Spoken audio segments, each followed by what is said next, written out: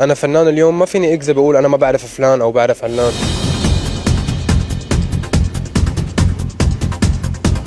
رديت على موضوع نوال اللي كان من يومين فايرل، في ناس حست انك زعلان. شامي ما بفهم شو بغني. لا، نوال نجمة كبيرة وما بينزعل منها، بس أنا عتبان عليها إنه هي لازم تكون مطلعة على الجيل الجديد. هي فنانة كبيرة وعريقة وبتقدم موسيقى لجميع الأجيال، وإذا ما عندها اطلاع على جيلنا في مشكلة. نوال تقبريني أنت. بس هي حطت لك قلب. أو بتحبها. أنا بموت عليها، مش بس بحط لها قلب.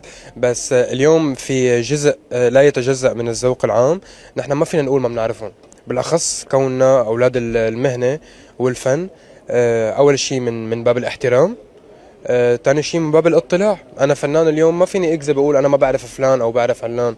لا، انا بعرفهم كلهم وانا مطلع وانا بحب الكل وبحب جميع الاذواق، لانه هدول فنانين موجودين ومحترمين ولازم نحن كلياتنا ندعم بعضنا.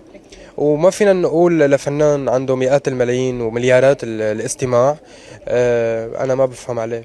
انت دائما بترد على السوشيال ميديا ودائما بتطلع بتحكي، هذا الشيء بتحب تعمله ولا احيانا بتتردد، احيانا بتقول لا خليني اطنش، لا لازم ارد؟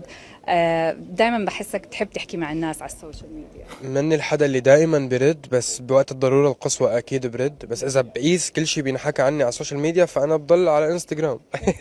لا، أنا برد 10% من اللي بيجيني. بس أحيانا في أشياء ضروري قصوى، مثل ما عمل لك، مثل موضوع التنمر على الأطفال، مثل موضوع تسييس معين عم بيصير اتجاه فني أو اسمي. فأنا برأيي بزمننا الحالي هو الشفافية والوضوح اتجاه الجمهور هو أقل شيء بقدم لهم إياه.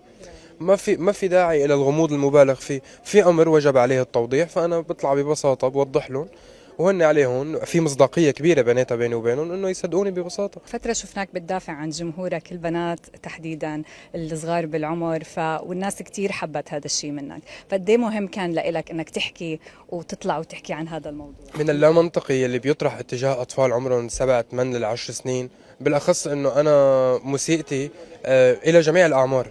يعني انا بيسمعني ال 30 وال 40 وكل الاعمار، كتر خير الله. بلس هذا شيء استثنائي، كان عندي الاطفال بيحبوني.